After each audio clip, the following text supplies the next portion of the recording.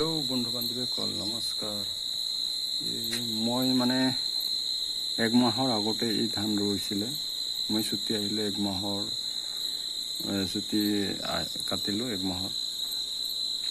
মানে এক মাহৰ 5-6 দিন আগতে এই ধান ৰোৱা, ধৰি লওক এক সপ্তাহ 2 সপ্তাহ ধৰি 2 সপ্তাহৰ আগতে ধান ৰোৱা আছিলে। এমাহ 17-18 দিন হৈ গৈছে। এনেকুৱা ধান হৈছে, চাওক বহুত সুন্দৰ ধান হৈছে। মানে পাহাৰৰ পাথৰৰ গুচাই মানে ইয়াতে ধান ৰোৱা হৈছে।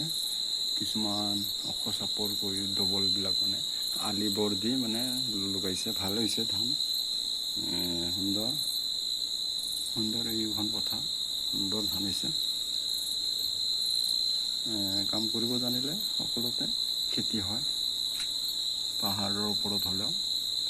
মানে সেয়েহে সকলো কাম চেষ্টা কৰিব লাগে, তেতিয়া আইডিয়া আহি যায়। ধন্যবাদ।